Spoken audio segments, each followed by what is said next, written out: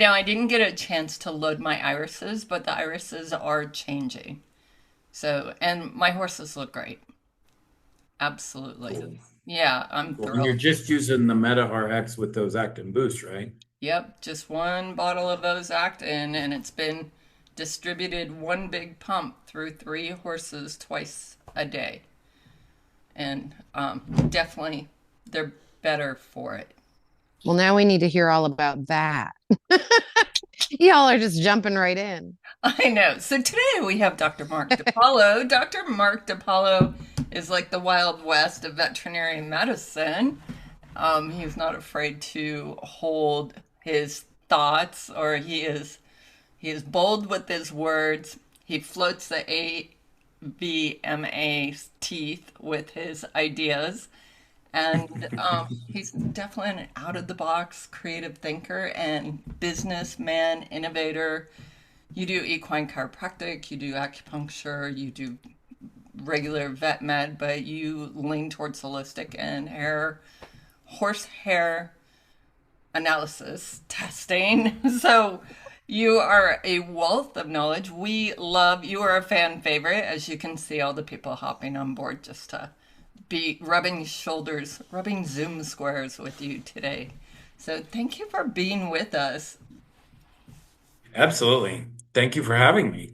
Yeah, you are a treat to all of us. So I've had the pleasure of using Ozactin on clients. You've shipped Ozactin to England for me. You've sent it to clients locally. I have horses that got IV'd. I have horses that are being nebulized. And I am one of your first trials, I think, for the oral. Is that true? Okay. Yes, amongst a few, but the same time frame. Absolutely. Yeah. Yeah, so I get to be the research. My guinea pigs in my barn are committed to Dr. DePaulo and seeing how well that works. I've got a bunch of people in the waiting room, so let them in. How'd you get interested in ozone? Uh, well, it's very interesting. So in 1996 in Oregon, we had a bunch of flooding. You guys probably had it too, but I noticed as being more an out of the box thinker. I was way less holistic back then, but being an out of the box thinker, I just got into doing chiropractic, and we had an epidemic of EPM. And so I've been treating EPM since 1996, basically 2 years. And they had a lot of EPM in the vet clinic when I was there, but it didn't really become an epidemic until after the flooding in 1996. And Isn't then, that and interesting? mhm. Why do you Yeah, think and that? I Do you think it was just possum and other feces being downstreamed a fact, or do you think it's different?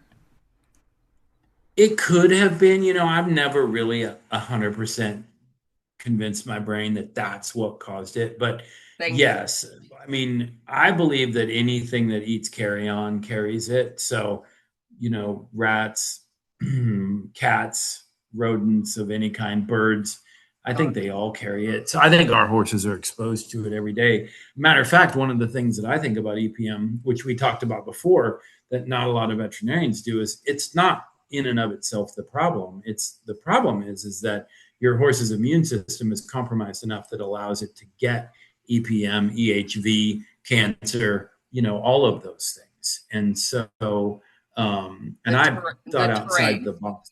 Yeah. Yeah, and it was treating EPM that led me to study and learn so much about colloidal silver. That was pre ozone, but when I learned about ozone, I really used it mostly to actively treat EPM, and it works great for that.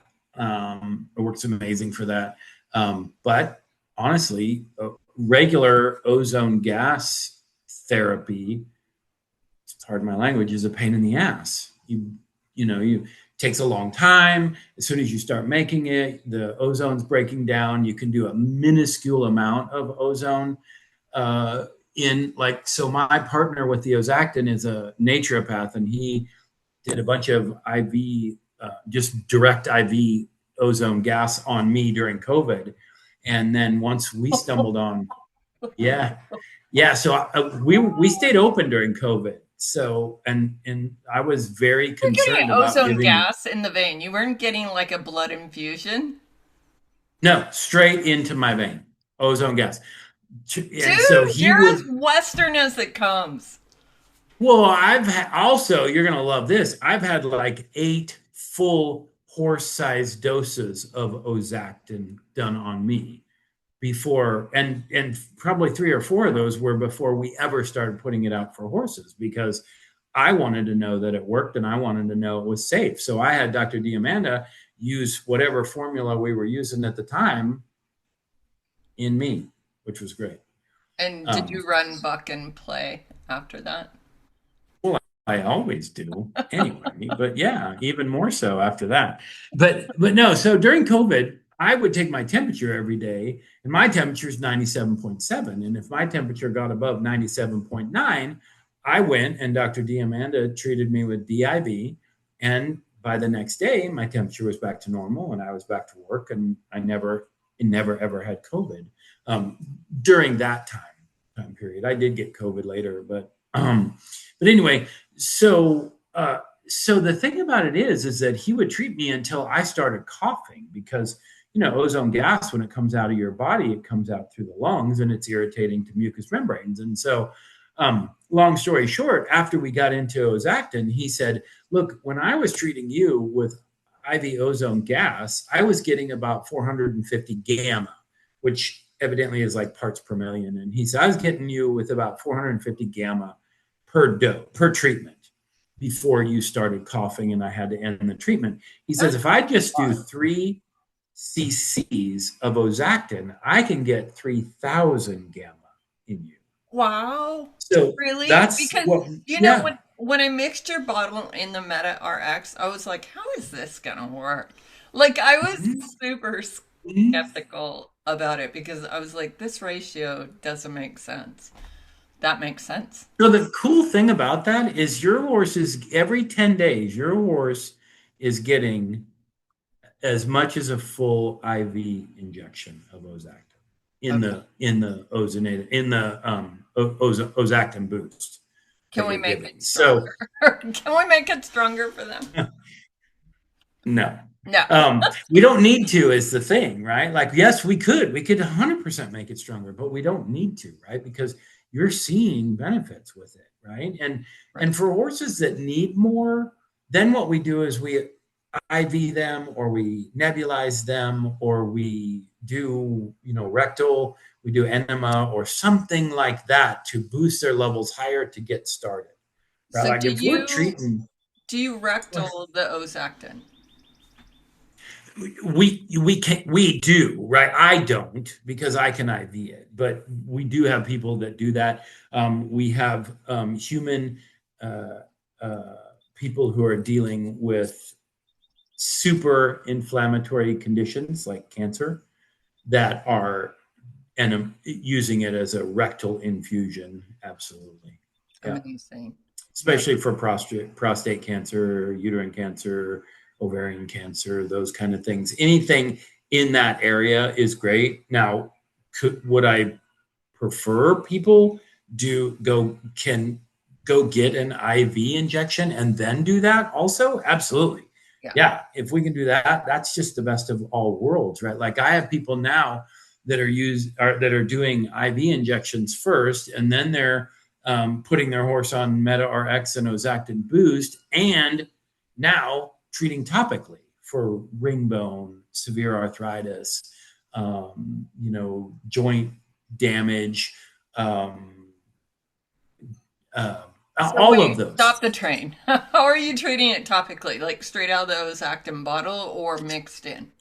No, sorry, I thought it was up on the internet, but we have. I put together what we call topical tumor therapy, and we've been treating sarcoids with it for ever since February a year ago now, and so I put it together to try and find something that worked on every sarcoid every time. And so far it has. I'm not saying that it will continue to do that forever, but and especially if we do an IV therapy first, get a loading dose on board, and then go topical after that. That's worked quite well actually for sarcoid. So all these arthritic degenerative conditions, there's some anti-inflammatory topical option with this. Absolutely, yeah. And I don't have it out yet, but I'm working on a human roll-on. So you can just because I have bad elbows and wrists and all that. And you could use it as a absolutely cosmetic. There's nothing in it that you shouldn't rub on your face. So Amazing. I know your skin's the largest organ. In homeopathy, we don't want to suppress the skin. We want everything to come out, but there's a time and a place where it's very scary for the pet owner.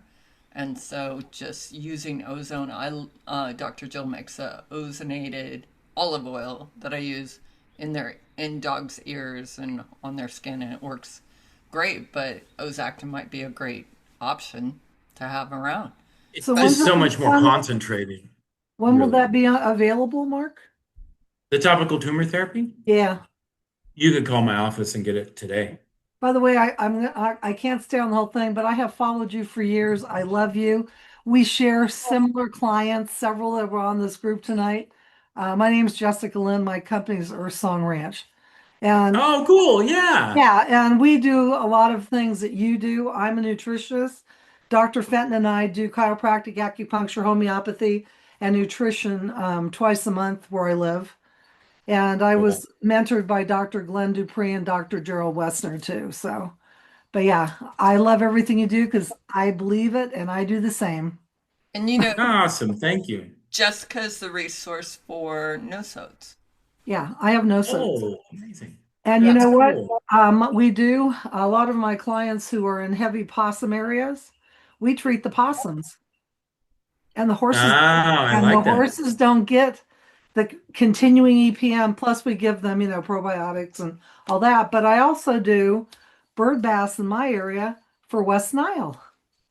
Oh, cool. I think outside the box too, but I was raised that way. My mom thought outside the box in the 50s.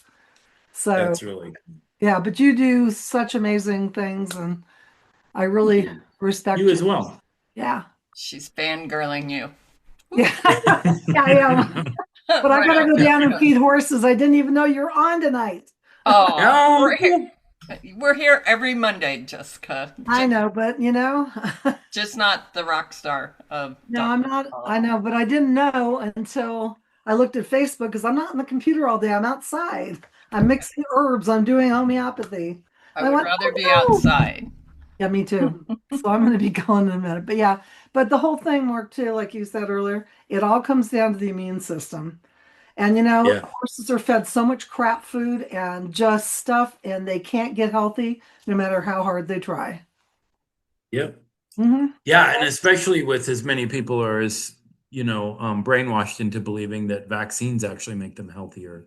I know. That's a huge problem for horses. And And pets. like I tell, yeah, all pets, yeah. And like I tell people, I mean, if you want your horse to not get Cushing's, you're gonna have to stop vaccinating his grandmother.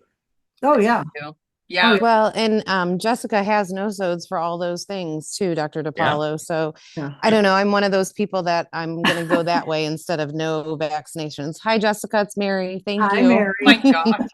You guys, super And social I today. love no sods. I really do. I love no sods, but I also love the truth, right? And the truth is Yeah. they don't need them. Yeah, I love no sods, right? Like if somebody needs something to do to comfort themselves that they're not doing anything, no sods are amazing, and so are titers and all that. But Yeah. simple fact of the matter is they don't need them right. No, but a lot of for people, this, yeah, but a lot of people don't want to vaccinate their puppies anymore either. I mean, right? And and yes, I'm getting a lot of people that have got new puppies now. Okay, I want no sods. I want to do this. I want to do that. Personally, I give my puppies their first two vaccines. They get nothing after that except for one rabies, but it's not by the whole dose, it's by their weight. yeah, And yep, Yeah, and you guys, if you don't know, I have a petition on uh, care.com or something like that on the personalized vet adjustment of the rabies shot. So Oh, I I'll didn't share know. that in the group because you guys are kind of new. A lot of you guys are new. But I mean, And in areas of parvo, which we are in that area because we've got a lot of coyotes that carry it, I believe in giving that right away to the puppies. yeah, Right. Yes. In that situation, absolutely. But I'm saying, for older, once an animal has created an antibody titer to a Mhm. disease itself or a vaccine itself, then I mean, honestly, if we believe in cellular immunity and antibody titers, no-sods are unnecessary for those things. They're definitely necessary for anything that they don't come into contact all the time or that we don't vaccinate for. Right. But, yeah. it's just people just think, oh, if I don't vaccinate, I have to do something else. Bullshit. You don't have to do anything else. And Well, Just and fine. it's Had their funny. one. I grew up in Del Mar and we had a ranch 5 miles inland, which Stephen Peters now has. Okay. So I asked my aunt, this is in the 50s, we always had 40 head of horses. No one ever got sick. No one ever got sick. right. They had pasture, they had a spring, No they, Cushing's. they got supplemented with alfalfa in the winter, blah, blah, blah. So I called my aunt who's still alive. She's 97. And I said, Lou, what happened? She goes, okay. She says, the vet would come once a year and maybe somebody would get a tube warmer. That's it. Somebody get a tetanus if they had a cut. She says, and all of a sudden, if you didn't chemically worm every month, your horse is going to die. And then they came up with every vaccine under the sun. And she goes, and you're asking me why they're getting sick? Yeah. Yeah. It's all about money, and it Uh-huh. makes me so angry that my peers who took an oath to do no harm Right. will poison your horse twice a year if you let them, four times a year if you let them, for money. And Yep. it just sickens me. Yeah. And Out here. the horse show associations partner with that. And Yeah. so Yep. you cannot drive on the property without showing your vaccine record. And I have a lot of clients whose horses are allergic to vaccines. They're like, I don't know how I'm going to show. I'm like, you're going to get a exemption. So, Yeah, you either get an exemption or you do the vaccines yourself and you take them Yeah. home and screw them on the that's ground. And that's then you just yeah. tell everybody my horse is current on all these vaccines because if you never vaccinate the horse again, it's still current. You're not even lying. Right. And oh, Jessica, I accidentally muted you, but I do want to ask Dr. Depaolo a question is, do you think foals are born pre-vaccinated through the mother? yes. So that's so interesting because it's something that I've just recently thought about. If the mother is passing on antibody titers to her baby, why wouldn't she pass on cellular immunity as well? Right? There's no way she wouldn't do that. So yes, I truly believe that animals are pre-vaccinated. Dr. Right. Westner totally believed that. Totally said it's passed on even from the sire, the dam, and the grandparents. And so a lot of the horses he said that had runny eyes or the allergies, it's because of the over vaccination of the parents. Exactly. And that's the other thing, all killed virus vaccines contain mercury, arsenic, Yep. aluminum, and lead, plus a bunch of other chemicals. And all of that crosses the placenta also. So a lot of what people think is genetic diseases that are passed from one horse to another are not genetic. They're familial, meaning the dam passes that mercury on to the baby, and then the baby doesn't recognize it as self and gets sick from it. And carries it for the rest of its life. So there's a lot of that happens. But Western medicine never talks about any of that because they have no way to diagnose or treat heavy metal toxicity. So they just pretend it doesn't happen, or they call me a dumbass because I'm willing to diagnose it and treat it, right? And they say I'm a fool. I can't happen. That doesn't work that way. If you want to know if your horse has heavy metals, let's just do a blood test. Bullshit. You can't tell on a blood test. Now you can tell So by hair, but yeah. yeah, yeah, and And that's what I Dr. use. Depaolo has a hair test that you guys can order, and you do a custom blend off the hair test. Yep. Yes, that's the thing that we've perfected is how to. It doesn't really matter if you find out what's wrong with your horse, malabsorption syndrome, heavy metal toxicity, whatever. If you can't treat it, who cares if your horse has it, right? That's what Western medicine thinks.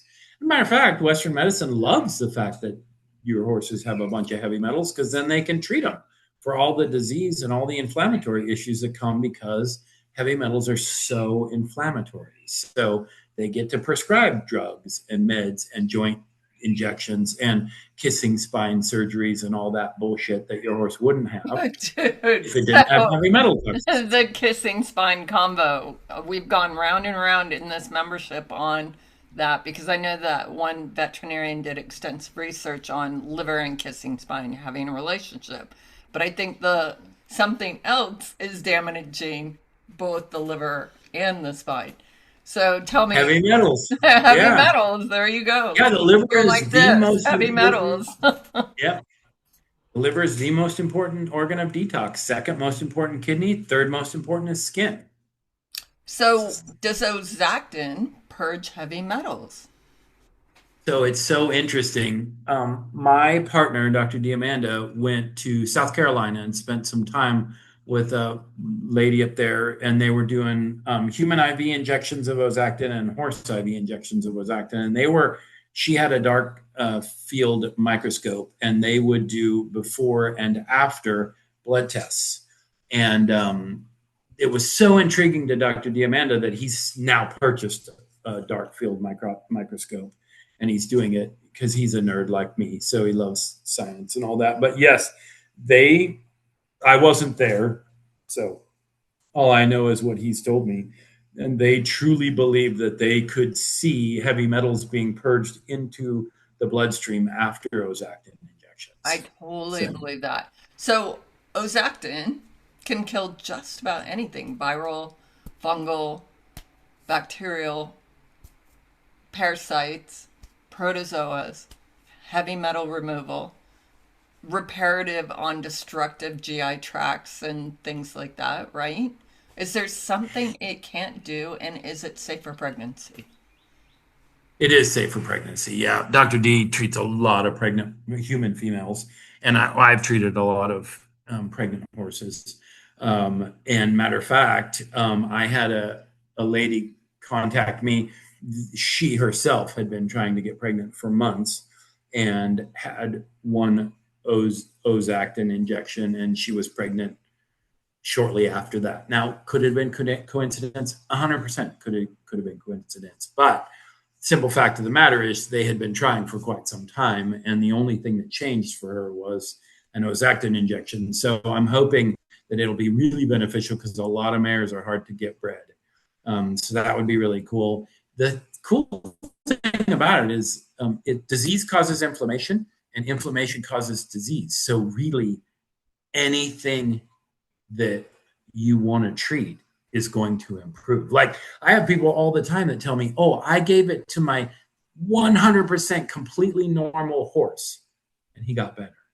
So if he's 100% completely normal, he can't be, right? Because he couldn't have got better.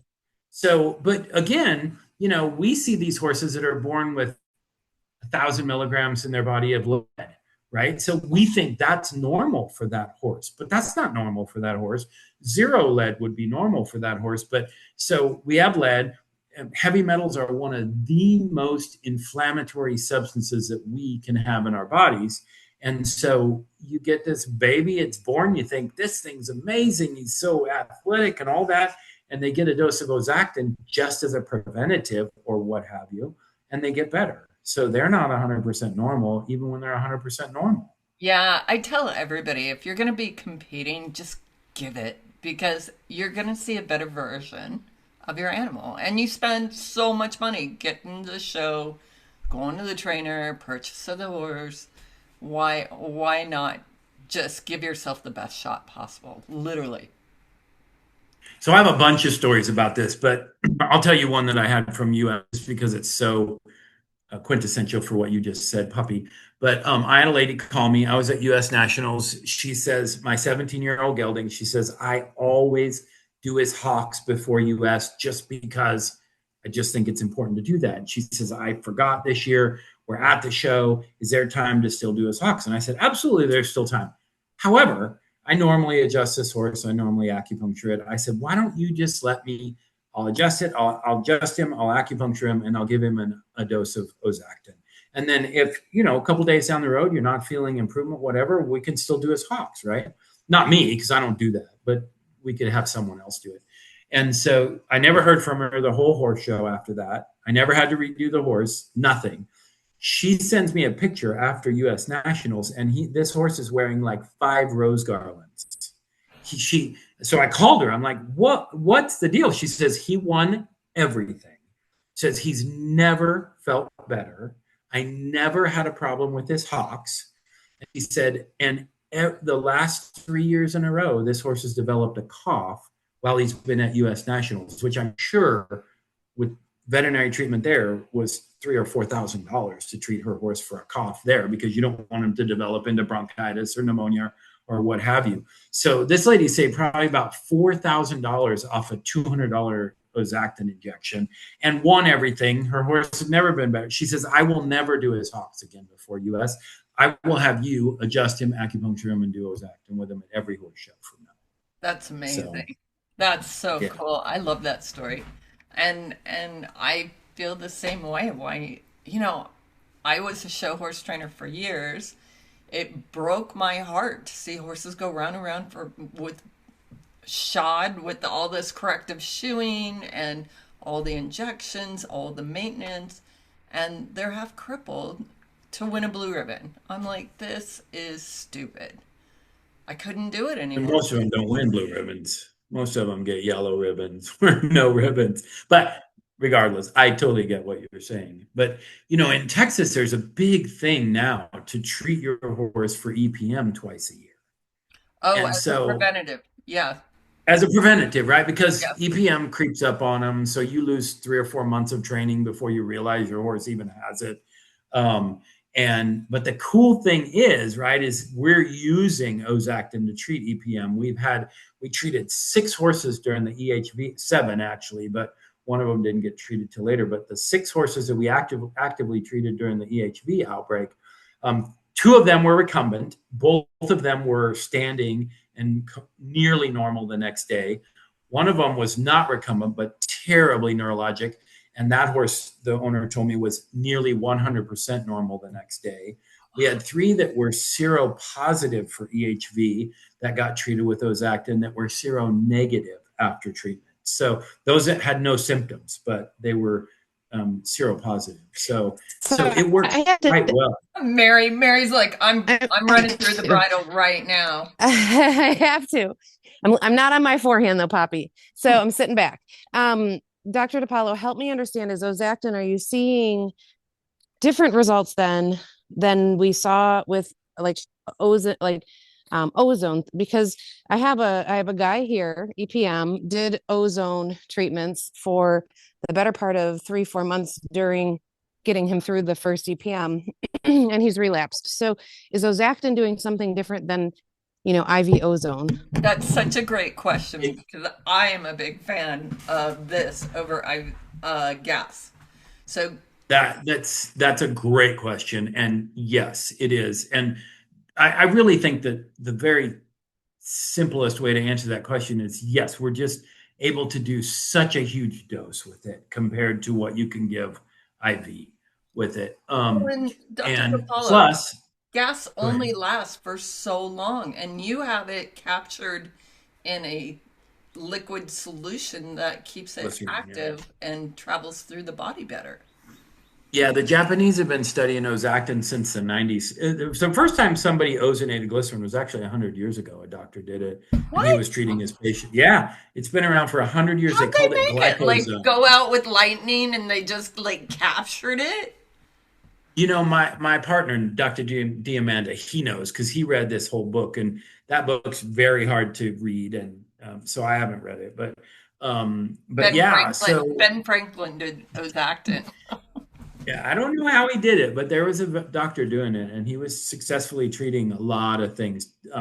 All the stuff that killed people back then: smallpox, tuberculosis, influenza killed people back then. Stuff. So they were using it, but now, yes. So the Japanese have been studying it since the 90s, and they are actively, successfully, commonly treating cancer with it. And you guys probably all know this, but in Germany and Italy, they are required to have an ozone generator on every single ambulance, because if they know if they catch a stroke victim within 4 hours, they have a 99% chance of 100% recovery for stroke victims. No, I didn't Just with know regular that. ozone gas. Oh my Yes, just God. with regular ozone gas. Yep. Yep. But we can't even get it FDA approved in this country because it doesn't make billions of dollars for pharmaceutical cartels. So it's just asinine. It's just amazing to me that we can't even get it FDA approved. But regardless, so yes, so the Japanese say there's a 28-day life cycle of ozonated glycerin in the body. So Wow. that's, Okay, yes, so it's like that's why. 20 minutes in gas, right? Mhm. 28 days in ozonated glycerin. Holy Yeah. cow. Yeah. And I think it could be longer. I think it could be longer because if you can get it into every nook and cranny of the body, I think it's going to take longer to get it out of there. Have you So, used and it? that's why we use the potentiators and the activators that we use, is to get it through the blood-brain barrier, through all of the barriers, so that it goes everywhere in the body. So, and And that's why I think have we you have such used great it results. vaginally? Do you prep uteruses with it?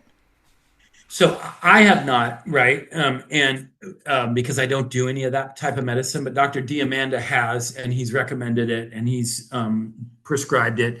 And yes, and I know as soon as it catches on that they will start doing it with mares, Yeah, because I it's do. just I have a pony that's super hormonal, and I started rectaling gas in her, and she's not hormonal any longer. Yeah. because that's a lot of that's inflammation, right? Like, and I had a lady call me the other day, or no, sent me an email the other day, and she IV'd a mare who hardly ever showed heat cycles, and heat cycle every Which could be a good thing mare's or not to have heat. or a Yeah, bad thing. it's something that a lot of people don't like it, but if you're trying to breed that mare, you Yeah. would definitely like it. But that's what's normal, right? Is the thing. Just because you love it that she acts like a gelding doesn't mean that's normal for her.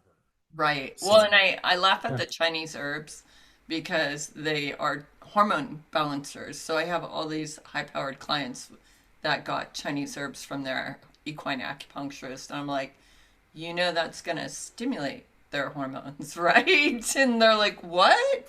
I'm like, that's what it's supposed to do. Like, realign them. I go, I think you want them kind of shut down, right? And they're like, oh, yeah, I totally want to shut that down.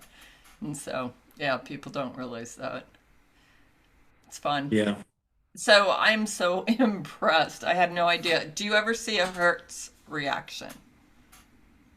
We have never seen a Hertz reaction in horses. I have one client of mine. Well, I can't say she's a client of mine. She's a friend of mine who is a client of Dr. Diamanda's, who was diagnosed with Lyme, Babesia, and anaplasmosis. And she was on medication because she was herxing on Western medicine. And so we knew she would herx as soon as we gave her IV Ozactin, and she did, but she was already on medication, so she didn't have any problems really. Uh-oh. All of her Okay. meds. Your sound Yeah, vanished for a second, but it's back now. oh she's So off on nearly all of her meds, and she's way better with Lyme, anaplasmosis, and Babesia than she's ever been before, just on Ozactin so injections. this is my segue. This is perfect. Does Ozactin ruin supplements? I've heard that ozone can like denature supplements and medications. So remember, when ozone is bubbled into glycerin, it turns to a peroxide. And so we have, I guess there could be something out there that it might break down or denature, but we've not found it yet. So Okay. Well, that's good to yeah. know because I quit supplementing my horses altogether. So I'm just doing your product and that's it. I love Nothing that. else. That's cool. And they look great on it. Sorry, I have this huge shadow across my face. I'm trying to like find a way to avoid it. But now that we have the time change, I am struggling. So my mentor, the guy who taught me chiropractic, he's been dosing his horse that has ring bone with it, and he swears I haven't seen it. He hasn't sent me the radiographs yet, but he swears his ring bone is melting on that horse. And so I sent him some topical tumor therapy to put on it as well.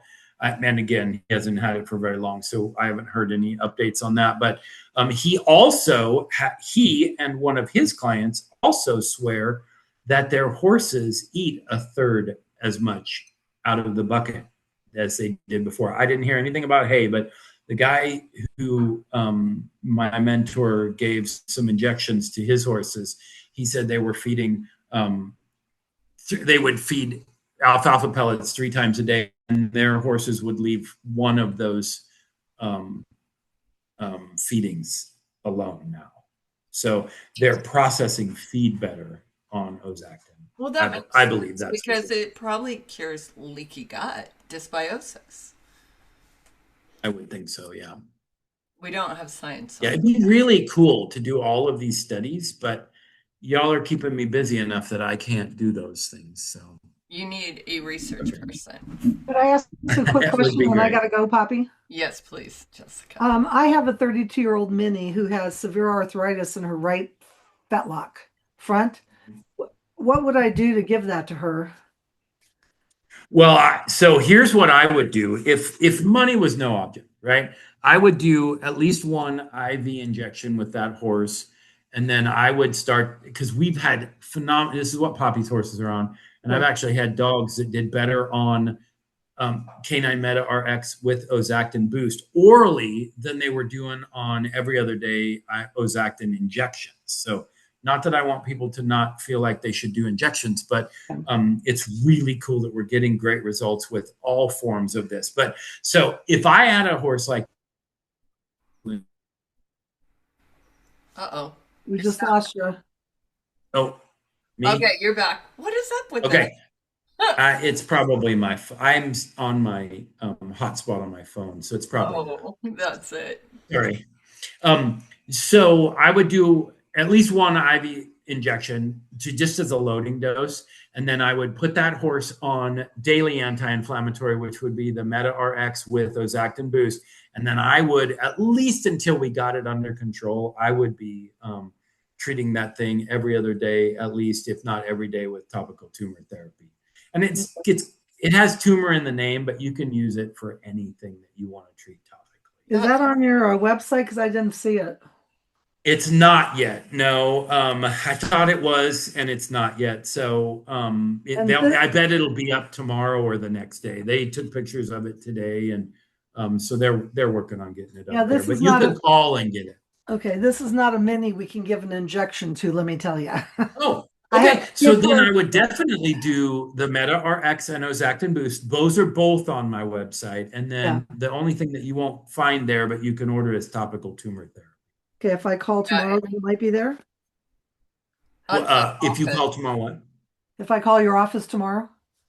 Oh yeah, they'll be there. Yeah, they'll be there from 9 to 5 Texas time. Yeah, she's So my spicy little one. I want to do whatever I can for her. And we've tried acupuncture. We've done everything. She gets adjusted every 2 weeks, but I can see it's progressing. Yeah. well, and the other thing too, if you want to get, you could. Whoop, we Wait, just lost you again. you cut out. Oh, I was going to say you could nebulize her too as a way to Oh, get more of a loading dose in her if she'll allow that. You can okay. nebulize her with Ozactin. And Yeah. Jessica, I'm gonna say we Stacy Bradley nebulizes her horse, and the iridology looks amazing on that horse. Really? Yeah. The weird thing about the iridology and the oral Ozactin is for the first week, my horse's eyes almost went totally black. And that's why I started thinking, well, they must be detoxing. And then they glowed. They had this weird luminescent glow to them. I'm like, this is freaky. So now they're normalizing. I just went out to the barn and took new photos, and they look much better. And I also have a paint gelding that's been treated for squamous cell carcinoma with cryo. And Hmm. it started looking like it was growing. And when I checked them today, it was shrinking on those Oh, actin. wow. Yeah, One okay. of the things I do want to come out with too is eye drops. Eye drops But is Oh great. yeah. I used ozone eye drops my bulldog, my English bulldog, all the time, and eardrops. But horses wouldn't be Yeah. so needy on that. Yeah, All I right, I love. gotta go feed horses and go muck and put blankets on. We're going down to 30. Wow, okay. Nice that's to talk amazing. with you tonight. Yeah, finally, Mark. Thanks. Bye, guys. Yeah. Thank you, Jessica. Bye-bye. Bye. Yeah, I'm so excited. Like the potential is endless, and I didn't realize it lasted in the bloodstream that long. So I know your recommendation on the IV now has changed. Like you've tweaked the product a little bit or tweaked the dosaging. And so now it's like 60 cc's in the vein, which is a lot if you're not comfortable veining a horse. Yeah, and so why I tweak that is because I did have a lot of ladies, especially, tell me that they just have a really hard time handling a 60 cc syringe. So if you really, if your intuition says my horse needs 60 cc's all at once, do two 30s, right? Get two 35 cc syringes. They're smaller. Do one, pull one off. It doesn't matter if some blood drips out. Who cares? And then put another one on and do another 30 if you want to do that. Or the thing about it is we're just stacking the medications, right? If we're doing 60, we want to wait 14 days and do another 60 on these horses that are really, really chronic inflammatory, like laminitic, navicular, DSLD, some of cancer, those kind of things, right? We want to stack it. So before that 28 days happens, we want to get another dose in them. That's why we recommend it 14 days. So we give a dose. Before that dose all runs out, we give another dose. But if you wanted to do 30, especially if you're giving it yourself and you're not having to pay your veterinarian to come out and do it, do 30, wait a week, do another 30. Right? Those Oh, are I love all that. adding on each other. I love Yeah. that because Yeah. I felt like 14 days. I get IV ozone through Hemolumen. So Mhm. I UV my blood, and then I have a doctor that shoots ozonated Hemolumen blood back into me. And I get a lot of benefit from that for about 4 or 5 days. And then it Yep. kind of dissipates out, and it's you got what you got at that point. So I was kind of like, why are we waiting 14 days between treatment? So I would love to do it a little more often. If you guys have any people, human people who are willing to IV you with it and they want to know the protocol, Dr. Diamanda is amazingly willing to talk to anybody who's willing to start using it on their patients. So I do hurts off, like if I don't ozone for a while and I get it IV, I usually my first day is my worst day. Like I'll see colors in front of my eyes and I'll get lightheaded and have to sit down. I can't drive. So I know it's killing something in me. But once I get through that, I'm good to go. Yeah, and Dr. D has he worries more about herxing in humans than I do about horses, and so he has protocols for herxism and stuff too. And that's like that's why so the human dose is really 20 cc's, but that's why I will tell people that if you're at all concerned about that, start with a 12 cc dose Okay. and see how bad the herx is, and and if it's bad, chances are the next time you do it, it's going to be less. So do another 12 cc dose sooner rather than waiting and then doing a 20 and then waiting longer in between, right? Because we just need to stack it is all we need to do on when we're really trying to cure important things. So if I order it in the human form, who doses it? Like I don't know if I could get a doctor to do it. Yeah. Some doctors will. I mean, if they really just care about their patient's well-being, they'll do it. But others won't do it because they don't want to stop doing their $1,000 a treatment, or they won't do it because they're worried about insurance or malpractice or those kind of things. But really, Ozactin's a supplement. It's not Oh, a so it's medication. not even a medication No, because it's it's not a oxygen. medication. So how do you make oxygen a medication? So anybody that does IV ozone therapy should be able to do your Ozactin therapy for you. Okay. And we have a practice builder program. So they can actually order it from us at a discount and they can use it to build their practices. Like I have a veterinarian, Dr. Penny Rochelle. She's an acupuncturist. I think you know her, Poppy, but or Dr. Jill does. One of you two knows her. Dr. Jill. And yeah, I think it's Dr. Jill. But like she does horses 1.5 days a week, and then she does small animals the rest of the week. And she's had to revamp her. She cusses me because she's had to revamp her entire practice, right? She said, I was too busy before, and now I'm getting better results. She is getting better results with small animals using Ozactin than she is on the horses. And the horses, she's having phenomenal results with, right? So like she treated a horse the other day that she was in the middle of a snowstorm. She didn't even have her vet truck. All she had was a bottle of Ozactin and a 12cc syringe. She treated this horse with 24 cc's. This horse was down, colicking, rolling, not death rolling, but rolling and passing just scant feces. She said, I gave that horse a dose. I walked to my truck. I came back. That horse was up, dunking his hay, eating. I said, how long were you at your truck? She said, 5 minutes. I had the same thing happen with the oral. So I had a horse kind of colicking in my barn, and I thought, you know what? I know ozone helps. So I just pumped a couple pumps, gave it to him, in 5 minutes he was out of it. Yeah, it's osmotic, so it drags all the fluid into the GI tract, and so it works amazing. It's great to have along. How long can you keep it on the shelf or refrigerator? Great question. So, and here's one thing for you guys to know and to be careful of. Any of it that's been stabilized with propylene glycol, which is antifreeze, they'll brag that there's a 3-year shelf life at room temperature. That has been stabilized with propylene glycol. I wouldn't put that stuff. That I almost said shit. I would not put that shit on my horse's skin. On my own. I did. I wouldn't put it on my own horse's skin. I wouldn't put it on my dog. I wouldn't put it on me. And I test everything, so I wouldn't put it. But so our Ozactin is stable at room temperature for 90 days. Okay. So like when you mix the Ozactin boost with the Meta RX, if you're gonna feed it up within 90 days, there's no reason to refrigerate it. If you're not, you should refrigerate it, or and take out enough for 30 days or whatever, and keep the rest of it in the refrigerator. But in the refrigerator, it has a shelf life of 18 months. Oh, that's great. That's amazing. And I still tweaked out about how, the Meta RX is pretty thick, and I'm like, how does it mix? And so, in your directions, you're like, mix it a lot, but I mix it a lot twice a day even. I'm like, I know you're in there.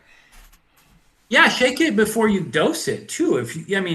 I don't necessarily know that has to happen just from knowing a little bit about the chemical makeup and stuff of it. But if you're worried about it, it doesn't hurt. You're not going to hurt anything by shaking it. You just have to make sure you don't spill it out the pump when you're shaking it, because it will turn anything that it touches blue. So it is very blue, and I've kind of ruined a desk. Thanks for that. After I did that, maybe put a warning on there. There is. Did you not read the back label? It says all over there, will stain anything you get it on, Poppy. You do that on purpose. I missed that memo. So there's a lot of people, because it is such a great product and it is catching on. Horse people are psycho, and they like to Jimmy rig hack, do a sequel, and we've noticed this already. I've seen it in horse chats on Facebook. I got this from so and so. I'm like, did they just make that in their house? And so talk to me about that, because that scares the crud out of me. And I worry that it's going to ruin ozone, like it's going to outlaw ozone in the whole industry. Yeah, and well, you and I both know about the same person that we're talking about, but somebody talked to somebody else, and that somebody else told them that they knew what my formula was, and so they were recommending that they give like 35 cc's of straight ozonated glycerin, which that's going to kill something, right? Like that's a huge overdose. And so, but this person, because he didn't know, I almost really cussed there, because they didn't know what they were doing. They just believed that it was my formula, and they just freaking put it out there, right? And the person who IV'd it was like, I can't even get this through a syringe. It's so thick, right? And if you're doing that, don't do that. Like, that's the thing, right? So you're going to find tons of people that just want to try to make money off of treating you or your horse or your dog or whatever, and they don't know what they're doing. And so I've been at this 30 years, right? Like, my partner in it is a chemist and a naturopath and a biologist, and he knows what I don't know about it. And so everything that we've done has put it together to be especially safe, right? Like, safe is the most important thing, right? We've never had a negative side effect from it, other than possibly the one lady who was going to herx, but she was already herxing. And so, but we've never had any negative side effects from it. Dr. Bridge says it's safer to inject than water, which it is. And so, but if you're doing it correctly, it's safe. If you're not doing it correctly, if you just want to be part of the people that are making money off of this, then it's unfortunate.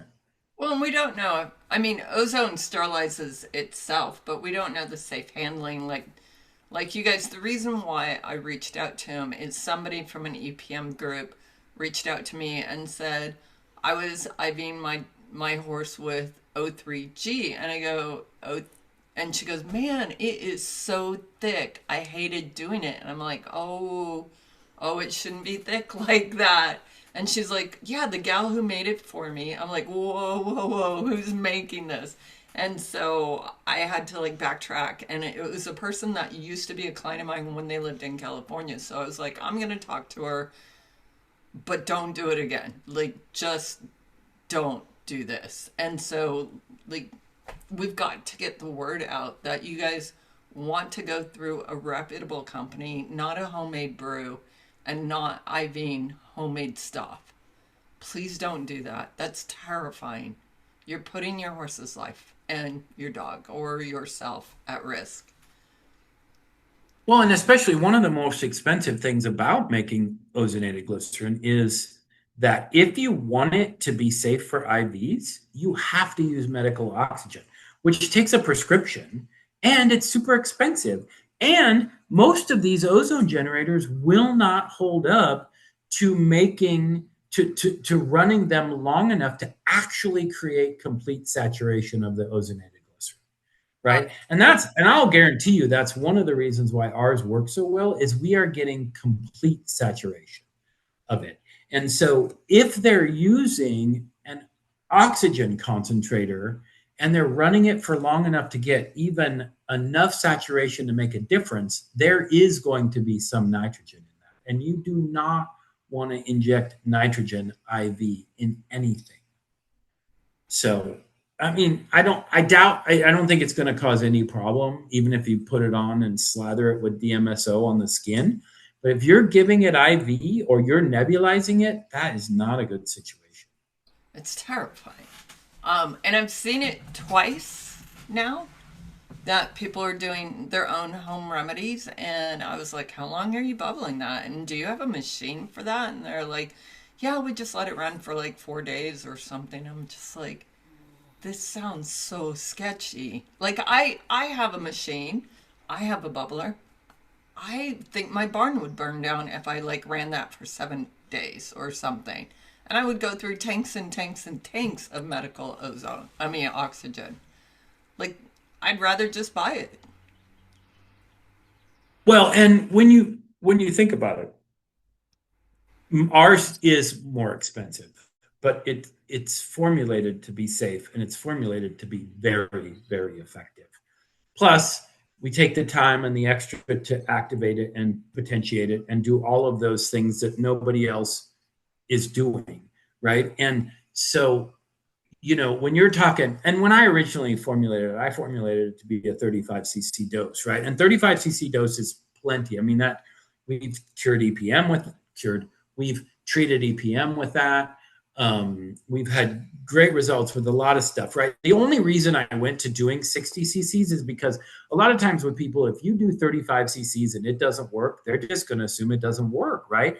But we've never seen any safety side effects or no negative side effects with it. So I thought, you know what? If we can give 60 cc's and that makes a difference, then they know it works. And then they also could give a smaller dose next time. And if it works just as good, okay, we don't have to go back to the big dose. But if they do a smaller dose next time and they don't get the same results, maybe that horse just needs a bigger dose. But regardless, right? Like you tell me the most expensive supplement and the most expensive veterinary care and the most expensive care at all is the care that doesn't work. So if it costs you $95 to buy a $35 or a 35 cc dose of Ozactin to give to your horse, or you even have to pay your vet $200 to come out and give it, it's way better than that lady who didn't do the hock injections on her horse. Saved that the hock injections would have been $500 to $800. So she paid for Depaolo, what we pay in shoes now, it's like shoes. I mean, you could do it every month if you wanted to do a maintenance dose, right? Oh, you could do it every day safely. But yeah, so I mean, the only thing is the more you give, the more it costs is the only deal, right? So, but if you're out there and you're getting it from a company that's stabilizing it with propylene glycol, I will guarantee you're creating problems down the road for yourself and for your horse. Yeah, I can't imagine that. Carol, do you want to ask your question? Do you want to unmute? Yes, I would love to. What about laminitis? Definitely. 100%. Like I have been looking for something that would treat laminitis as well as this my entire career. Matter of fact, that's one of the biggest reasons why I came out with probably should have named it something different, but topical tumor therapy. If you will put that on your horse's coronary bands, yeah. And so, and what's really cool, and I know this sounds like, oh man, he just wants me to be on everything, but laminitis is life-threatening for horses, right? It's a big deal. It's one of the worst things they're going to deal with their entire lives. So if you can do an IV dose to start with, and then you can get that horse on oral stuff to give anti-inflammatory every single day, and then you can treat topically around the coronary bands, that to me is just a recipe for a great therapeutic program. Now, that being said, remember, there's a reason your horse became metabolic. There's a reason your horse foundered in the first place, right? So we can't neglect that. Maybe down the road, 10 years from now, I might be able to tell you, yeah, Ozactin's going to cure all that stuff. Maybe. I don't know that yet. So I do recommend that you still stop vaccinating. Do stop vaccinating, not don't stop vaccinating. Stop vaccinating. Don't feed your horse grain, sugar, or soy. Do a hair analysis and find out how much heavy metal his grandmother passed on to him through his mother. And that's all creating issues why your horse, if you just treat this one laminitic event and you don't prevent the next one, you're going to have another one. Right. It's a repeat offender. If you're not. Just like EPM. Yeah. Yeah, you get in a loop. Absolutely. Yeah. Yeah, Mary. So question, Dr. Depaolo, you've been looking at this with multiple horses. I know in the research studies, I was actually someone who reached out, but then my vet would not IV it, and you were bummed and I was bummed. But I have found a vet that will. Now I want to hear more about what Poppy's doing with the oral as well, because I have one horse. So I have one horse with Lyme, chronic, that we've gotten under control, and another that with EPM, but that has relapsed, and we're struggling to get his gut healthy, I believe, to help him fight off the protozoa so he's not relapsing. But long story short, have you seen in the work you've been doing the horses go off of a maintenance and then retain this cellular health? Or is this, do we need to be thinking maintenance with Ozactin over time? So, so the people who have been willing to do it and have done it for long enough that we can say we have enough information about it are actually show horses. And maintenance for them has been amazing, right? Like, so I have a lady, and you may have seen the videos. She was at Scottsdale with us, but her horse, he just gets a dose every 90 days. She tried to postpone it for time constraints on one show. She was trying to make it last longer, and she said she waited 4 months and 10 days on that horse, and she said that was too long. Like, she notices a difference if he doesn't get a dose every 90 days. So if she's noticing a difference on a perfectly 100% normal horse, as it is, after 90 days, that's what I'm assuming is what's happening with their immune system also. And so I do think that we're going to end up, and maybe this horse over here, its maintenance dose is every 6 months. So it needs 2 a year. And this one needs 4 a year, and one in the middle needs 3 a year. I mean, maybe there's going to be horses that only need 1 a year. And that's also why I think it's really cool that we're seeing such great results with the oral stuff as well, because people who can't get their vets to IV a horse, or they can't bring themselves to do it, or they know nobody that can do an IV injection on their horse, we're having exceptional results even with the oral stuff as well. So, or people that own nebulizers can do the nebulizer treatment first in lieu of an IV therapy, and then follow up with some topical or with some oral stuff. So I really think that we're going to find that it's not gonna be something where we cure your horse's laminitis and they never need another dose of Ozactin. I just don't think that. Yeah, I don't think that. Yeah, I'm excited about the oral. I do want to at some point, Poppy, hear more about what you're doing, but also it sounds like Dr. Depaolo with a case where the immune system's just not supporting the horse, right, to fight off protozoa. I'm in your camp where I think they're all exposed to it. Why do some get sick, right? Their bodies are just and yes, environmental, absolutely environmental, and genetics are real, right? Like, it's both and. Yeah. And so how do we support those horses' immune systems to stay good, lymph systems to stay good, so they can flush the things out they shouldn't be absorbing? All that to say, is it that you would recommend, it sounds like, IV to start, to sort of like a loading dose, if you will, just likening it to supplements, a loading dose, and then to oral for a horse that is maybe in an active case of a neurologic disorder or other issue with inflammation? So you would feed that in between your shots, right?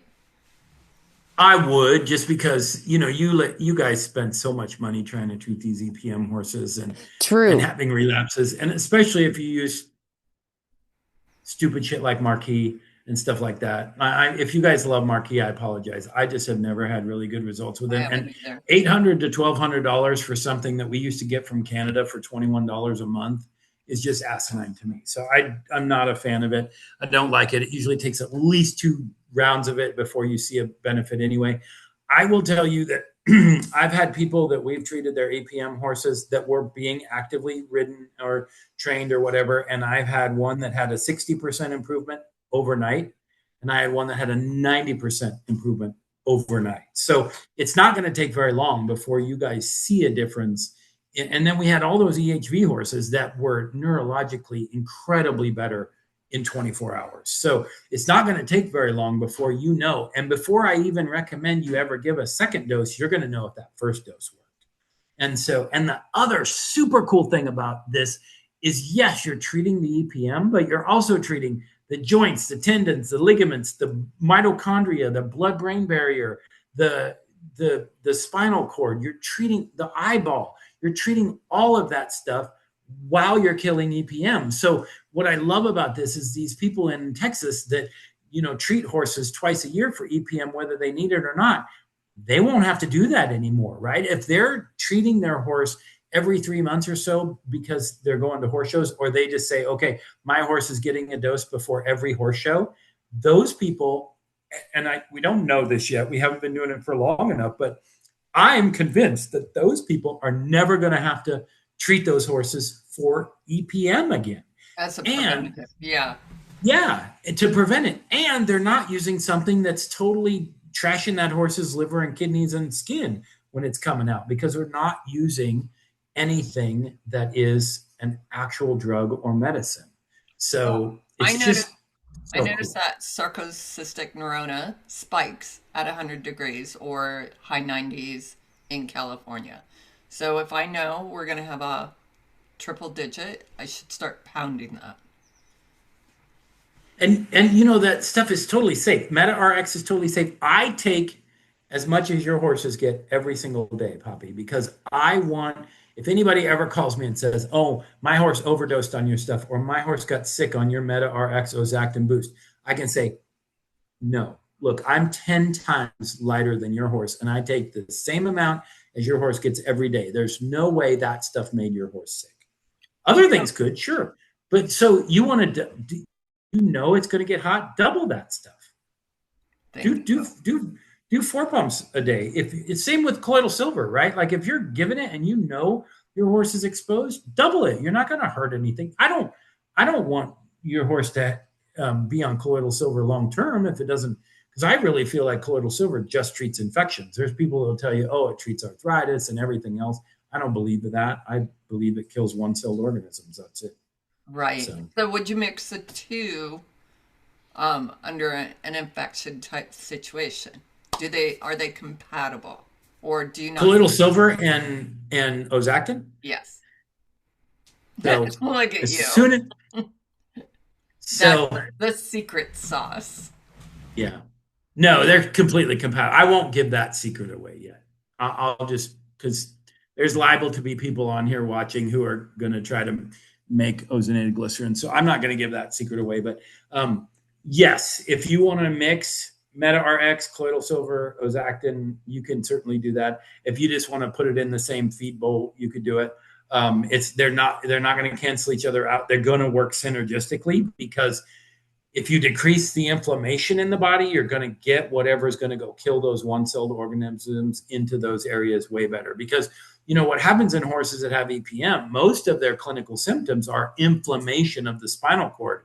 There's so much edema in there, and the spinal cord is trapped in this hard case that it's that pressure that causes a lot of the neurologic symptoms. So if we can alleviate that pressure, that's going to allow more circulation of the cerebral spinal fluid through the spinal column, and allow colloidal silver to get in there even better. And especially if we are helping to make the blood-brain barrier function more normally. Dr. Jill Rubin says that the O3G is like a Trojan horse, is that the glycerin excites the pathogens and the ozone kills it. So it drags it in. So here's something for you guys. I love what Dr. Jill said, and she may have heard it from me. She may have heard it from Dr. Diamanda. But what's really cool is cancer loves sugar. Cancer loves sugar. So if you ever get cancer and you immediately, as soon as you get diagnosed, you go on the keto diet or the carnivore diet or whatever, you completely eliminate sugar from your diet, then we come in and orally, IV, whatever, introduce ozonated glycerin. So glycerin is a sugar alcohol, so it won't affect yours or your horse's insulin regulation negatively, right? So you give that stuff to a body whose cancer cells are starving for sugar, and they go, "Oh yeah, sugar, give me, not knowing that sugar is full of peroxides that are going to kill that cancer cell as soon as it gets in there. It's Yeah. amazing. And same thing happens for protozoa, right? Protozoa, bacteria, all those love sugar as well. Worms are excited to Parasites. sugar, and they want to party on that, and you slap them. It's a beautiful. You can have a party with me anytime. I'm like, come on, party on my stuff. Yeah, I love that. That's It's awesome. amazing. Okay, who else has questions? Anybody else? I did hear somebody just the other I do. day. I And was I have another one for real. okay. My hand's back up. So I was working for a client on site. She's doing Dr. Jill's ozone right now, and she goes, "Well, he has an IR, and I'm really nervous about it." I'm like, "Oh no, you're not nervous about that. That's fine." So nobody should be nervous about metabolic disorder and O3G. In fact, it probably helps it. Well, it does because you know what Cushing's is Cushing's is the body's reaction to runaway inflammation.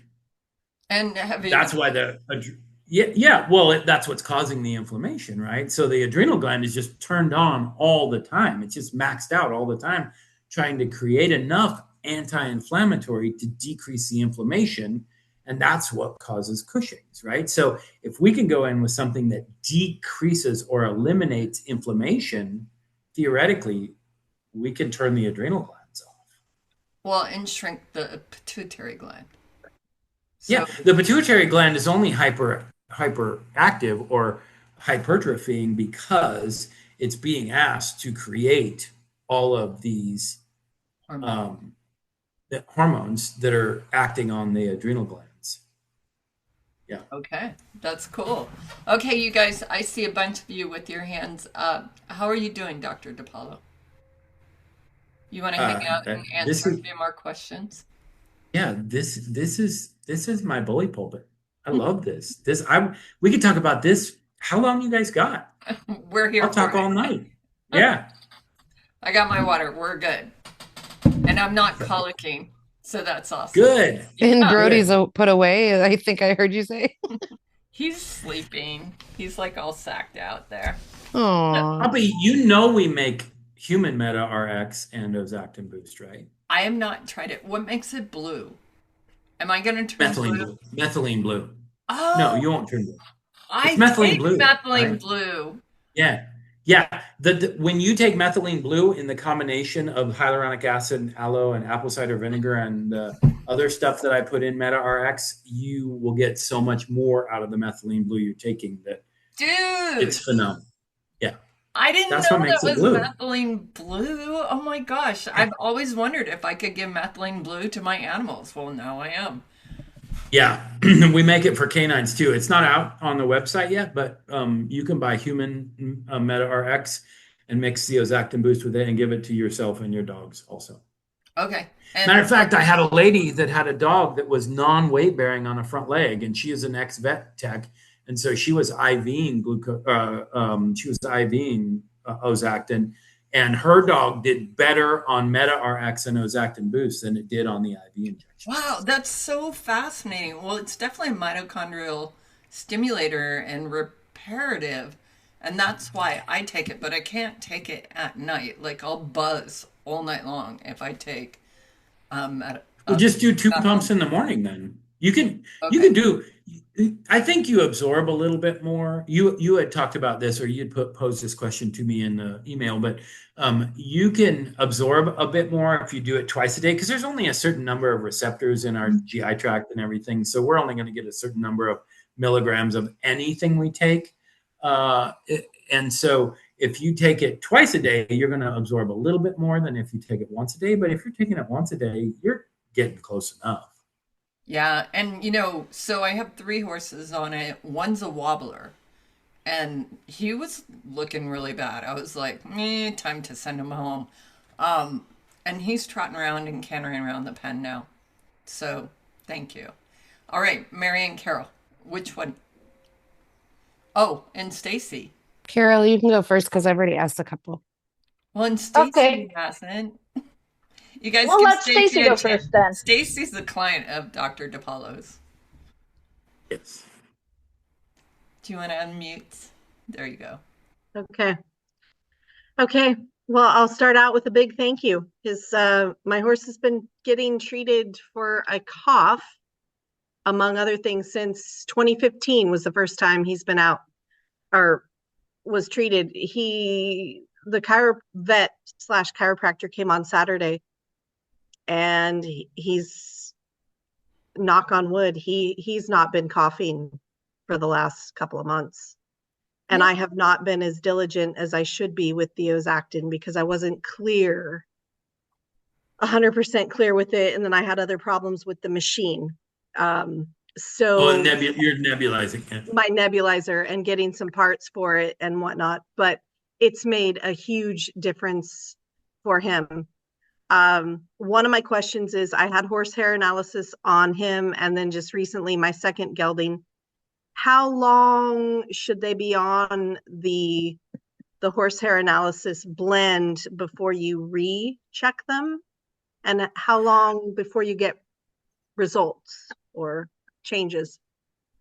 Yeah, both great questions. So the most common thing we hear from our clients is they start seeing improvement within 4 to 6 weeks. The second most common thing we heard as far as timing is 4 to 6 months. So by the time they get done with their first tub of personal supplement, you should likely be seeing some improvement. We have had some that took longer than that, but usually, and each tub of personal supplement lasts typically at least 6 months. Some of them will last 7, 8, 9 months, depending on how heaping of a scoop you use every day and how much what we call rock is in there. Because the more vitamin, mineral, and stuff that's in there, the heavier it is, and the less time it lasts than the less time it lasts. Because we send it to you based on weight, but we measure it on volume. So. Okay. Your question about, so when I first started doing horsehair analysis, I was recommending that we did a retest after each tub of personal supplement. And really, honestly, there isn't typically on most horses, there isn't a huge change on paper by then. So what would happen is we get it back after 6 months, and I wouldn't see that much improvement on paper. Typically the horses were doing phenomenal by then, or very well anyway, but we wouldn't see that much on paper. So the owners would sometimes look at it and go, hardly anything's changed. I could see a difference, but they would be like, oh, not much has really changed. Why am I doing this? It's a pain in the butt. It costs me more than not doing it. Anyway, so I just figured out that I was wasting people's money by recommending every 6 months. So what we are asking people to do now is do 2 tubs of personal supplement. So 2 tubs last a year to 14 months, somewhere around in there. After you're close to running out of your second tub, that's when we like to do a retest. Okay. I just got my second tub, and my gelding that's got Cushing's, that's got equine asthma, the cough, he's 24 this year. He's doing phenomenal. He's finally I pulled him off of some of the meds that the vet for the Pergolide. I really reduced it. Good. It's almost like I've toyed with just dumping it, but I'm a little scared. I'm not sure what just to do. Taper it off slowly. Okay. And as you taper it down, if he starts doing worse than he was doing on a higher dose, go back to that higher dose. But if you just taper it down and he never starts acting worse until he's off of it, he doesn't need it any longer. Okay. That's kind of what I've been playing with, is just really reducing it. And I feel like he's just better. He's better than he's been in a number of years. That being said, the 24 or 28 days of it, the Ozactin in the system, is that with nebulization as well? Good question. Yeah. So the thing about IV is when you IV it, you get all of it in the system. Right. Some of that goes in through the nebulizer is going to get put back out. Right. But the cool thing about the nebulizer is you can nebulize every other day or every day or twice a day. So you can get a higher level in there.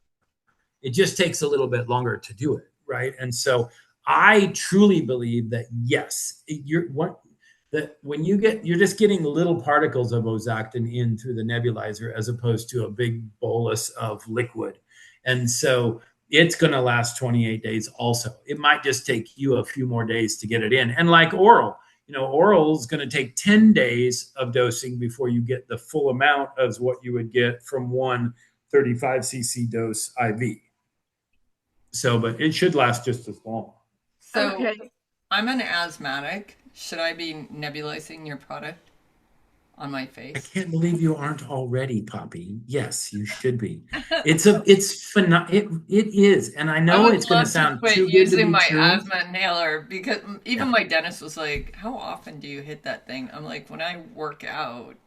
Yeah. Did you so I have a video, but Nancy Parks is one of my clients here, right? And so I was treating her horse for laminitis, and her granddaughter's riding that horse now. And I treated another horse for a torn suspensory branch, and that horse was lame for 2 years. I gave it a dose. She felt like the horse colic the next day from the Ozactin. It didn't, but she felt like it did. So the next time I went back, she would only let me do half of a dose with none of the other stuff in it. And she called me like 3 months later and she's like, that horse is sound. Yeah. And so yeah, but Nancy Park, she had that horse that I was treating. She started, matter of fact, I brought her the nebulizer and stuff because she told me she was asthmatic. I'm like, why are you not nebulizing this stuff?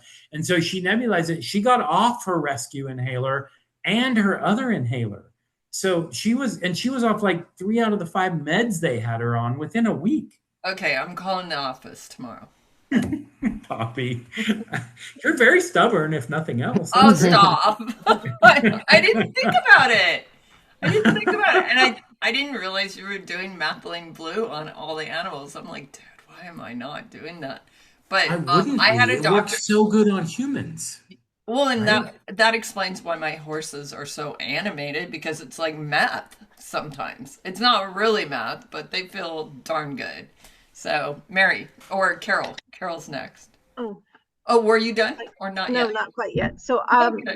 I just bought a nebulizer for myself too, just for kicks. I haven't done it or haven't used it yet. But um have another horse that's new-ish. I'm gonna try to nebulize him, and if he's not great with nebulizing, which my other one's totally fine with, if I have problems with that, it's good to know I can do this now orally. Um and is the dosing the same orally as nebulizing? No, but when you get, and you can put it with Meta RX or GastroFlow, but I just like Meta RX because it's in and of itself, it's an anti-inflammatory, Okay. and analgesic and regenerates damaged mitochondria and Mitochondrial. all the Yeah. stuff that does. Yeah, cognitive function. I mean, it does. It does. It's cool. It was working amazingly well before we came out with Ozactin, and so. But no, when you get that, basically what you do is you mix the Ozactin boost in with the Meta RX, and then just dose it like it shows on the back of the label. So it's one pump Okay. twice a day. The only thing that might not be one pump twice a day is for the dogs because it just really goes on weight. We do anywhere from, and it's a quarter of an ounce pump for dogs. So we do anywhere from 1 to 5 pumps, depending on what your dog weighs. Where a human is one pump twice a day, a horse is one pump twice a day, unless you can't do it twice a day and then just do 2 pumps once a day. Okay. Okay. Thank Well, you. Yeah. I'll transcribe this. And thank you for giving me my horse back. Yay. I'm grateful. Yeah. Thank you for trusting me with that. I'm Yeah. so thrilled. And the other thing for you guys, just so you know, it's all the same. Nebulizer is the same for humans as it is for horses, as it is for dogs, cats, whatever you want to use it on. The injectable is the same. And when I say injectable, it's IV only so far. And then the nebulizer solution, topical tumor therapy, it's all the same. If you want to use it on yourself, it's the same as if you would use it on your horse or your dog. So is that Meta RX consumable for me? 100%, yes. So I can just like Yeah. pump for me, pump for everybody. Well, you can. Yes, the pump is smaller for humans, so and the concentration is different, but it's the same dose, one pump twice a day. But yes, I mean you could take the horse stuff if you wanted. It's just more than you need. So Yeah, no, I don't need that much methylene blue. I don't think. Yeah. Okay, Carol. So, a horse that has trigeminal pain, definitely inflammation they're fighting. Um, I'm assuming that this would help. Would I need both or just the one? So sorry, both as in IV and oral, or nebulizer and oral, or what two The are you actually talking trifecta. Sorry. Both the methylene blue and the ozone. If you're going to give it orally and you're treating something like trigeminal issues, I would do both. I would do the thing about it is that they're both hyper anti-inflammatory. They're both help regenerate damaged mitochondria. They both help with neurologic repair, all that stuff, but they do it differently and they do it synergistically. So I would do the two together. We've just had such phenomenal results with it that I wouldn't mess with the formula. Cool. Perfect. Yay. Okay, Mary. Okay, so my question is with Mary. the boost. I'm hearing you saying mix it in RX, whatever the Meta uh, or Meta X. RX. Is it something? Do you have to mix it with that product, or is there like some reason for that product, or could it be mixed in with feed? Like, help me understand that action. Mm-hmm. Yeah, we mix it with that product so that you are dosing it appropriately, but then you put it with feed. You Okay. can you can squirt it down. I mean, I have some people that are doing that just to make sure that their horse gets all of it, but most people just mix it in with the feed and their horse eats it like it's gravy. I mean, My is there horses. a ml for the amount if you were just like orally dosing it? Um, so you would take the 8 ounce bottle of Ozactin and you would divide it by 64 and give 1/64th of it. No, it lasts 64 days. So you would give 1/128th of it. So it would be difficult to dose because, well, I mean, I guess you could use a small enough syringe that you could squirt it in their mouth, but I'd be worried about them getting it all if you're just squirting that small of an amount in their mouth. Right. Right. You could theoretically, sure. Mary, I Yeah. think you'll like Or the Meta or X though. Yes, I'm just thinking of horses that like to be very selective of what they put in versus just orally dosing something. So my horses didn't love it in the beginning. I had to like really roll it around and get it saturated, but now they eat it. Girl, come talk to Brayson. I know. Or still eat it. Brayson will say, I know you put literally, not kidding, When a it's bright blue. point five milligrams of selenium was a problem for that horse in a bucket of, a pound of feed. So I don't know. well, one thing too, though, the glycerin is very sweet, so they Okay, so that's do helpful. typically like it. Yeah. They do Can typically I play devil's advocate, Dr. Depaolo? Can I put you on the Sure. spot? Sure. I mean, not because of anything except, you said something earlier. Yes, we spend a lot trying to help our horses thrive.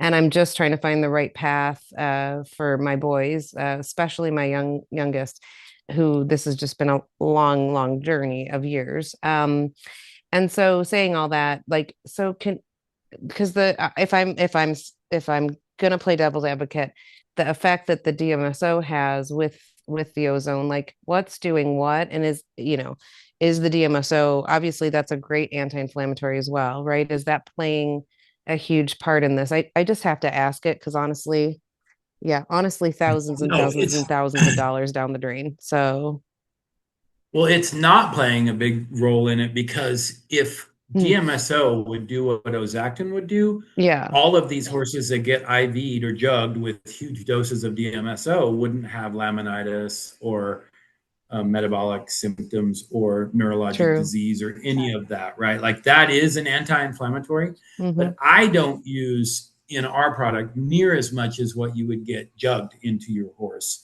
And so I'm using it as a way to open up areas of the body that glycerin wouldn't get in on its own. Hmm. Okay. right? So we're just using it as a way to cross membranes.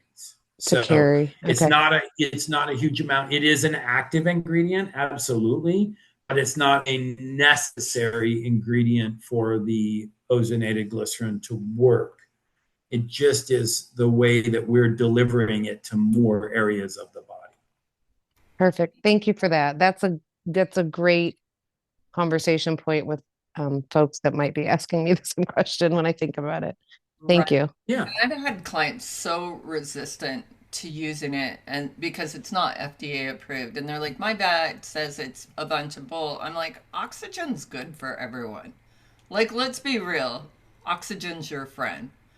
And when you put it in that way, they ponder that. They're like, "Oh, it's just oxygen?" I'm like, "Yeah. It's O3 molecule, but it's oxygen." But remember, too, everything your body does to try and heal you from EPM, cancer, arthritis, everything is peroxide, right? Like all your white blood cells, if they're trying to treat inflammation, anything they're trying to treat in the body, they're producing peroxide, right? And that's what we're doing. We're putting a shit ton of peroxide into the body with the ozonated glycerin. That's awesome. Janet, Stacy, did you have another question?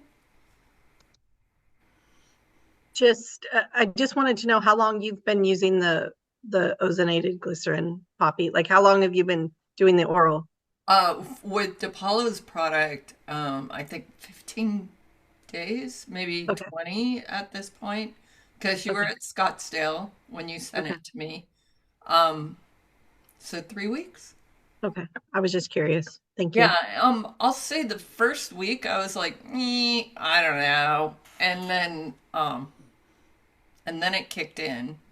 And it's definitely better if I do it twice a day, Stace. If I don't do it twice a day, I see them drop off on their wellness ladder, but they're spicy. Like, they're playing hard and just looking normal, which Okay. is wonderful. Okay, Janet, hop in there. You got your face on, so. I do, yeah.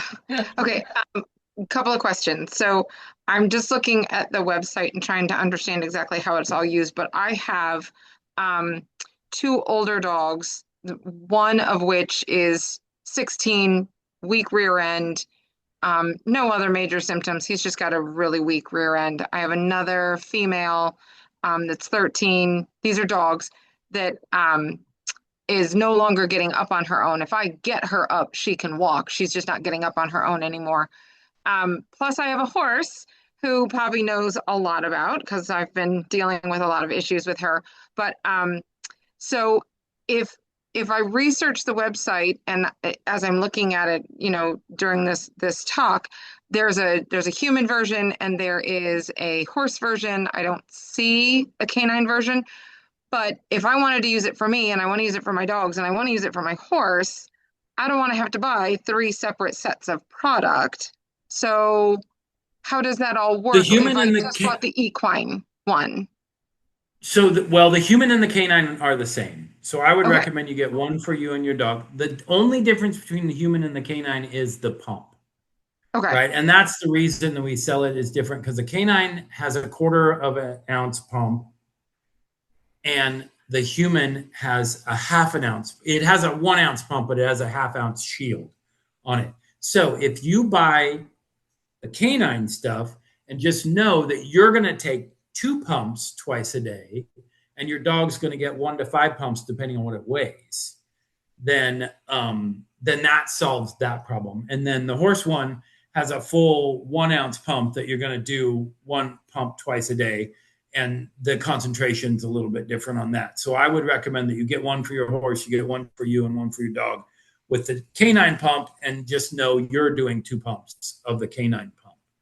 Now, I love that you said that because one of the very first dog that we did was a 14-year-old golden retriever who the only way that he could go for walks is he could run his front end, but they had to haul him around with a harness on his back end. And so, and they would take him out for walks and they would pee and then they'd bring him back in. He had one of those hammock type beds, like the 6-inch tall ones that have the metal. He couldn't get on that any longer. Yeah. The day he came home from having his first IV injection, he walked the backyard twice on his own. Oh, wow. That's amazing. The lady left and she came home like the next day, I think, or 2 days later, or whatever, shortly after his first dose. And the dog was in his hammock, in his cot on his own, right? So it was phenomenal for that dog. Dr. Penny, I talked to you guys about Dr. Penny. She has, I think it's a Boston Terrier that got 1 dose. Now that dog had a tumor, and the tumor would cause his pericardium to fill up with effusion. So he had pericardial effusion. He had an appointment every 2 weeks to go in and have them draw the fluid off his pericardium so his heart would work. 3 days, he had an appointment. One of his 2-week appointments was 3 days after his first Ozactin injection.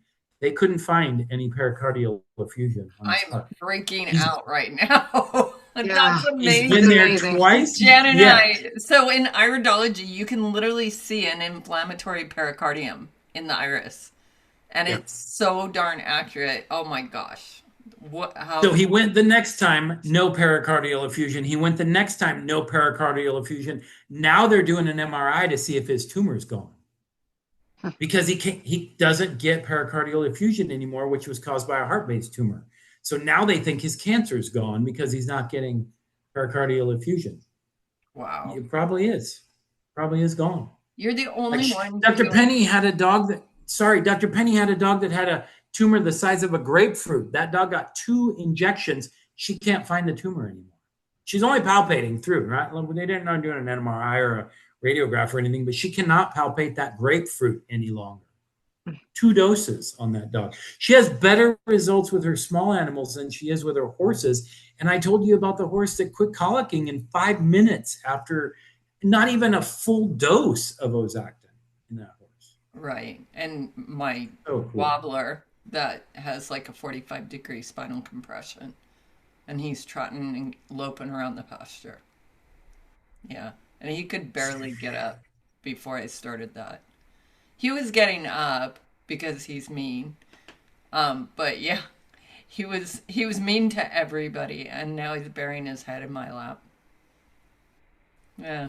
He was See that? That's amazing. Yeah. Yeah. When wobblers get like that, they're painful. Yeah. Yeah. I was like, it's time. And then now I'm like, well, he's having a good time out there, so we'll ride this ride for a little longer. Jill on Facebook is asking, does hyaluronic acid increase cell growth, good and bad? Now, I've heard this before, is that it can encourage cancer growth because it stimulates cells to regenerate. Do you know anything about that? Well, it wouldn't with in MetaRx because of the methylene blue in there. So I have never heard that. Now I'm busy doing what I'm doing, right? So I just know hyaluronic acid works great for what we're doing with it. So I have not heard that. In all fairness, I haven't gone after to try and find that information. I will now because I've heard that, but there's a lot of misinformation out there and you have to follow the money. Like I don't personally believe that glucosamine causes a lot of problems with metabolic animals, but there are people that do, right? So you have to do the best you can do. So, yeah, and I will always study wonder that now. Glucosamine being a glucose, I always wonder where it's derived from, whether it's shellfish glucosamine, or corn. Yeah. So if it's corn-based glucosamine, chicken comb that has been fed GMO corn and filled with fillers. I mean, yeah. Think backwards. I tell everybody, just think backwards. Now, to that end, or to that statement that you just made, I hate soy. I hate most vegetable oil because of the same reasons, but we use a non-GMO organic coconut glycerin. It's Nice. the only thing I'll use to make ozonated glycerin. I won't use any of the rest of it. And you have to understand, coconuts are never going to be sprayed with Roundup. Never. Because they don't give a shit about weeds being around the bottom of a coconut tree, right? So you don't have to worry about it. So So there's what no the Roundup in only coconut. adulteration on coconuts is if they're not organic, they soak them in formaldehyde to kill the parasites on them. And I'm Yeah. actually allergic to formaldehyde. So I found that out the hard way. But yeah, And organic. that's why I insisted on organic coconut glycerin Yeah. when I did it, because I didn't want any of that stuff. So, It's so gross. Formaldehyde just smells bad. Like just the and I'll be honest with you guys, and this is another thing we talked about this earlier. Other corn glycerin, soy glycerin, it's all way cheaper. So anybody that's in this shit just to make money off of you, they're not going to use organic, non-GMO coconut glycerin. Yeah, So totally. That's a whole feed company conversation too. Yeah. Did you yeah, ever it hook sure up is. with John at Pro Series Equine? Me? Yeah. So No, not that I know. he has an organic feed that he does with coconut base, and Cool. it's milled in Texas, and it's only 5 ingredients. It's like Did you roasted. send? You probably sent me that. I sent him apologize. your info, and I just did both of you because now they're selling it in Texas. And on I love Amazon. coconut meal. I love coconut meal, so I will start recommending that. I've been recommending Cool Stance, but I'll start recommending his because I love Yeah, because supporting Cool Stance local is also. not organic. Right? Yeah. Oh. No. Yeah. No. No. Yeah. I'll change. Probably not tomorrow, but I'll change my stuff out. Well, I'll talk to him and then I'll do Yeah, it. But if chat you with could send them. that to me again, I apologize. Yeah, no worries. I'd love to. I think it would be valuable for both of you. Well, for Absolutely. horses, Yes. Yeah, that's exactly. what's most important. Amen. Yep, get the word out. And that's why John created Pro Series. So Pink Rose Organic is Pro Series. And there was a big deficit in clean feeds. And they Yeah. are selling on Amazon now, Poppy, which so I was looking at it in Michigan as well Cool. after that Monday night Yeah. time. Getting Yeah, tired. it's a little expensive on Amazon, but it delivers. So that's great. Hmm. Yeah. Organic it should be a little expensive because you're paying a premium. Well, and honestly, most horses they get all of their nutrients from their forage, right? And so, really, what I would say is, honestly, the only reason we need to put anything in a bucket is just to get them to eat whatever supplements, vitamins, and minerals we want them to have. That's Hmm. the So you whole shouldn't thing. be feeding a lot of it. Yeah, You that shouldn't is. have to. I'm mixing your MetaRx, your Ozactin, and Pro Series Equine, and I don't. Nice, Yeah, and I don't use nice. a lot of it. So, yep, excellent. Well, and especially now that we know seed oils have so much polyunsaturated fatty acids, right? Like I don't recommend flax anymore, and I don't recommend any other Yeah, seed oils or that's seeds. a tough discussion because they It did. is. Now, Go ahead. sorry, I go want to ahead. hear it. No, you go. I Well, I just was just gonna say it's better than feeding sweet feed, right? It's better than feeding a bunch of shit with soy in it. It's better, but it's not as good if you have a bad, severely metabolic horse as feeding coconut meal. There, go right, ahead. but for the omega threes, should you do chia versus flax? Or I know some I companies do haven't. fish oil, and I'm don't love doing fish for horses. Well, and you can get organic No, chia easier than organic flax. yeah, I forget. I have researched how much polyunsaturated fatty acids in chia seeds, but I can't remember just offhand. So I Okay. apologize about that. But I am not a big fan of feeding animal products to obligate herbivores because that's how we created mad cow disease, Yeah. is by feeding cow parts to cows. So I don't like feeding fish to horses. Wow. I didn't realize that. That makes sense. And I know the venison has that too, is the muscle wasting prion. And so somebody just asked me today, how do prions how do they get infected with a prion? And I couldn't answer that. So feeding cows to cows. Yeah, you answered my question of the day. Yay. Capitalism, and not just, I love capitalism. There's nothing inherently wrong with it, but when you're purposefully injuring things to make money, that's where you and I separate. Right. No, that's gross. Yeah. Yeah. All right. Which is what I have a problem with a lot of veterinarians right now about, is purposely poisoning our horses to make money, and our dogs and cats, and human medicine's the same. So anyway, sorry, that's my soapbox. No. Actually, we just had Dr. Josie Bug on a couple weeks ago, and she talked about the harm of Librela and Silencia, the monoclonal antibody that's turning their immune system against itself.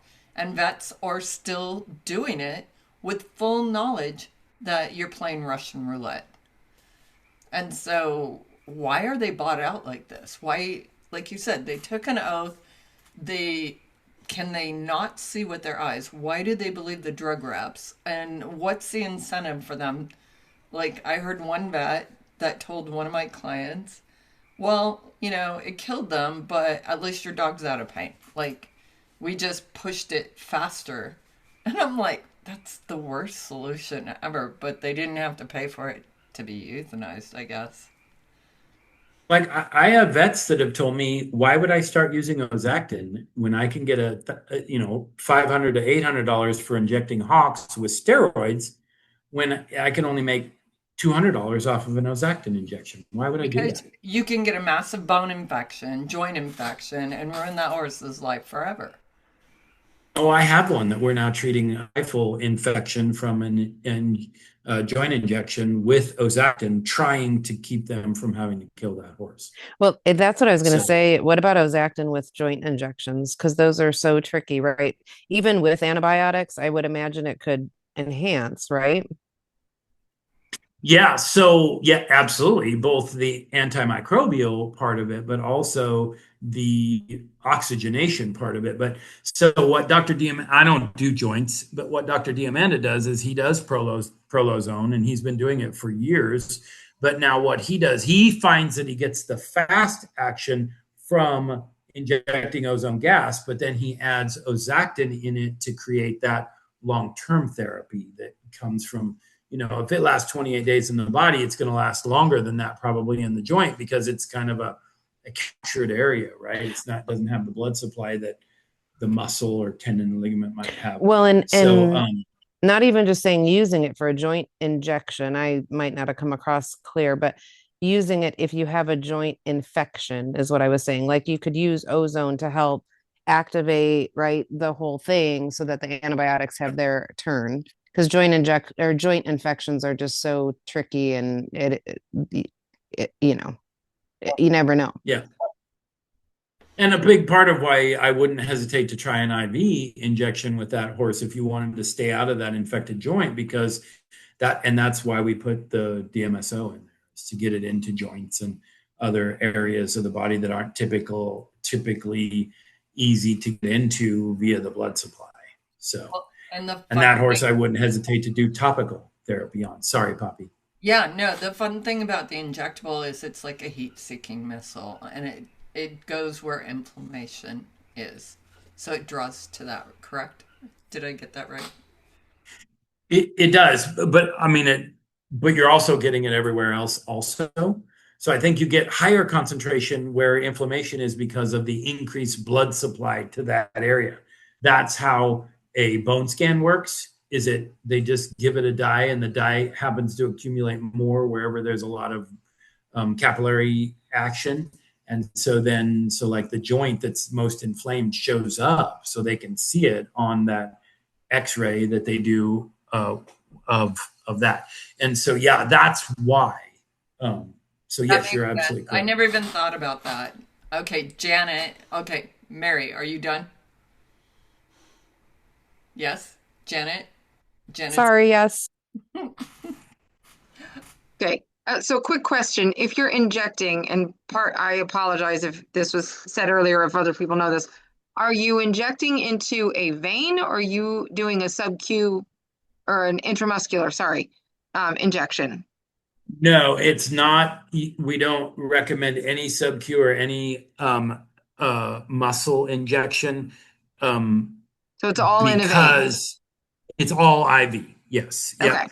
Yep. So Dr. Diamanda and I, we always test shit on ourselves. And so we both injected it IM and it burns like hell. So you don't want to do it. Mm, You okay. could do it if you wanted to put lidocaine with it, but I don't want to put lidocaine with it because it makes it a medication then, and I want to be able to sell it as a supplement.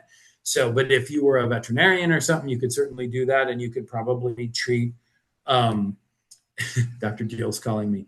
You could probably treat like trigger points and stuff with it, but you'd have to add lidocaine with it, I think, first. Okay, so one other question. As far as trying to get a vet to do this for you, especially for like a smaller animal, like a cat or a dog, um, you, how do we go about saying, like, do we just take the stuff to them?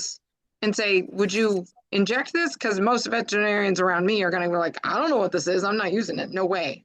Not touching it. Yeah, so I just printed out the entire list of holistic veterinarians that are registered through the AHVMA, and we will start calling them because this stuff needs to be in the hands of at least holistic veterinarians. Again, most veterinarians are going to say, I'm going to use something that I make $1,500 a injection on to treat cancer. I'm not going to use Ozactin because I can only charge $200 for it or whatever. So a lot of the non-holistic veterinarians are not going to embrace it. But I think the holistic veterinarians, especially ones that don't utilize ozone therapy in their practice yet, would love this because you draw it right out of a bottle and you give it. You don't need an ozone generator. You don't have to have that stinky stuff in your practice. You don't have to worry that the fact that it starts to break down as soon as you make it. None of that stuff happens. So you're not going to poison your staff if something goes awry because it's deadly. Exactly.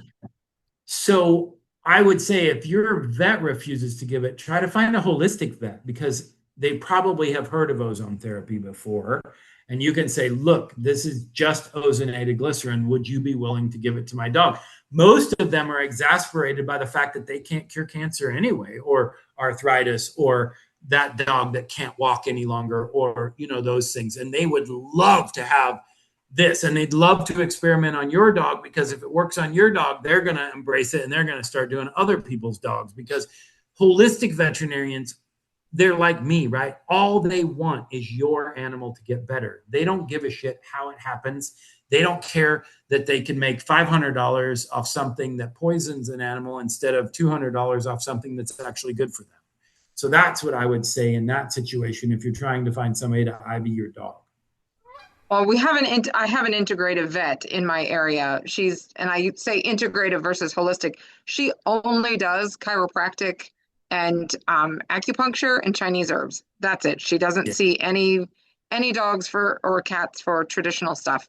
But she is she doesn't ever want to step on anybody's toes or do anything that could, potentially be misconstrued as she's afraid. She doesn't have much of a backbone. So she's not Texan. No, not at all. So I'm actually curious if I introduce this to her, if she would be willing to try it, because I would love to try it on my two dogs. Oh yeah. Have her call me. Have her call Penny Rochelle. Have her call one of us that's actually using it. I'm happy to talk with her and happy to. I'll send her some free stuff to try if she's willing. If she hasn't hit a vein for 20 years, she may be like, no, I'm not doing IV stuff. That's the thing. Dr. Penny said my clinic wasn't set up to do IVs on small animals, so I had to hire a tech who could hit veins on small animals. I don't do it. And so, she had to change her whole program around, and now she's way busier than she was. So she's really cussing me now. But, I love that. Wonderful. Well, thank you. Well, and absolutely, Janet, you can add it to your practice as an oral because Janet's a pet health coach, And then Oh, she's sure, also a yeah. clinical animal iridologist. Mm-hmm. So, yeah. I would almost be willing to bet you that you'll get better results with the Meta RX and the Ozactin boost. Now, would you get better results if you did an IV first and then followed up with that? Probably, but I mean, this lady that I was talking about didn't. Well, maybe she did. Maybe because she was doing the IV stuff first on that dog that couldn't bear weight on her one front leg. And because she'd done a few, maybe they kicked in about the time that she started using the oral. I don't know. I just know she swears that the oral stuff worked better for her dog than the IV stuff. Well, and Okay. I've always been worried about nebulizing ozone because I know it's toxic to inhale. So I'm always just like, I don't know. But then I see Stacy's horse getting better and the irises are clearing up. They're super smooth. So, yeah. But remember, we're not nebulizing ozone. We're nebulizing peroxide, a peroxide, not hydrogen peroxide, but a called triperoxide. So I'm sorry to interrupt you, but No, no, so it might be a moot point. I loved hearing this, and it's encouraging because I'm always cringing about ozone inhalation because I know Dr. Jill does that too, and I'm just like, I don't know, but I'm encouraged totally, and I can't wait to try it myself. So another quick question then. Sorry, don't mean to interrupt. As far as the topical application and even the internal. So I just recently had a dog in for boarding that I haven't seen him in probably 8 or 9 months. And he came in with a probably close to a soccer ball sized lipoma under kind of behind his right elbow. Not on the leg, but up in his chest area. So would a topical application plus internal, would that have any effect on that? So I would say I certainly hope so. I mean, Right. we haven't treated enough. I do have some dogs on Ozactin now that have lipomas, and we've seen some regression in them. Would it be enough to make that lipoma go away? I don't know, but Oh, no. I would certainly try it if it was my dog. Mm-hmm. Yeah, Okay. well, and lipomas are stagnation. Mm-hmm. So oxygen's going to free up that stagnation. So you might have some success. Soccer balls insane though. Yeah, it was. I was floored when I saw it. It was so huge. Yeah, it's crazy huge. And of course, too, Janet, stop vaccinating that dog, not feeding Right. it grain and all that. Right. Right. So you would, if I was going to try it and know that we had a good study, I would want to be doing all of that stuff too. Mm-hmm. Yeah, so they won't take them off a kibble. They won't. I've tried and tried. So but I got them to use omega-3 fish oil, which was like huge. That was a win. I was like, thank God. Well, and I love fish oil for dogs. right. It's not I agree. Yeah. But he's not processing fat well. So right. So you can just explain it like that. Fat's got to go somewhere if they're not breaking it down. So the liver's got to be sluggish, the gallbladder, pancreas is malfunctioning. Mm-hmm. That's the other thing that we're seeing in some of our human patients. We're seeing the same kind of cholesterol stones coming from the liver as when you would do a liver and gallbladder cleanse with that's with Meta RX and Ozactin boost on it. That's crazy. The instructions for Meta RX with Ozactin boost, do they come when you order, Dr. Depaolo? Because I'm not seeing like dosing. Yeah, it's on the back label. Meta RX. So what we've been doing is we just been including a little half sheet of paper that just teaches you how to mix the Ozactin boost in the Meta RX, but the instructions are on the back label. Okay. And it's for canines, it's weight, and then humans, it's just 1 pump twice a day. Yeah, it's pretty dummy proof. I actually made a reel when I got it of how to like mix it and love that. Yeah. So I'll post it in the group. I like that reel too. It's fun, isn't it? I loved it. It was great. Thank you. I think we posted it. We shared it on our page. Yeah, it probably got way more views than me. Yeah. Right on. You missed the part where it stains desks, though. Yeah, I did miss that. Yeah. My fingers and everything else because I didn't screw the lid on really tight when I went to shake it. I was like, oh, this is a mess. It was crazy because the first guy we tried it on, it was before Ozactin Boost, and I was just using MetaRx, and his wife was one of my horse clients, and he has colon cancer, and so she was like, "Can my husband use it for his colon cancer?" I'm like, "Why not?" She calls me and she's like, "We never thought about the fact it was going to stain his dentures. His dentures turn blue." Oh, it stains the toilet when you Oh pee. my God. Like, Yeah. So this you is the Meta RX that stains, not the Ozactin. Yeah. Yeah. Okay. No, the MetaRx has the blue in it. Yeah. So I take methylene blue in a little capsule on it. My pee's bright blue. And then I had a doctor go, it's turning your brain blue and you should quit using that. And I quit using that for a while. And then I was like, I was so much better on it. So yeah, I take it when I remember. Yeah, remember. they do talk about blue brain, but you know what? I mean, I've never had negative side effects with it, so I'm continuing to use it. I don't care if my brain's blue as long as it functions better. You look a little tinted. Yeah. You're life. looking a bit Smurfy today. That's all the colloidal silver I've taken in my life. Oh yeah, that's it. You're shiny silver. Yeah. The blue guy. The blue guy. Do you drink a lot of colloidal silver? I have, and I can tell you guys real easy why that guy turned blue, if you want to know. He probably was in. When I first started making. He was making his own. When I first started making, he was using salt as an initiator, and salt is sodium chloride. And if you guys remember, the stuff that they put on film when we used to take all of our pictures with film was silver chloride. And so when you expose that to light, it turns dark purple, which we view as black, right? So different shades of that. So what he was doing is he was using salt to create a faster occurring process of making colloidal silver. Well, and when I first started making colloidal silver, I would use that, and I had Formica countertops, and if I would spill it, as soon as the sunlight hit it, that countertop would turn purple.